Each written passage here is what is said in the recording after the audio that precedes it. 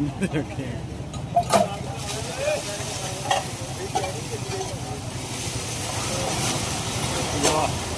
ਵਾਹ ਆ ਗਿਆ ਸਾਡੀ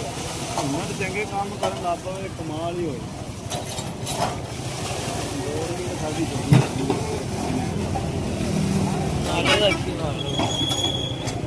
ਸ਼ੁਕਰ ਕਰੋ ਅੱਲਾਹ ਪਾਕ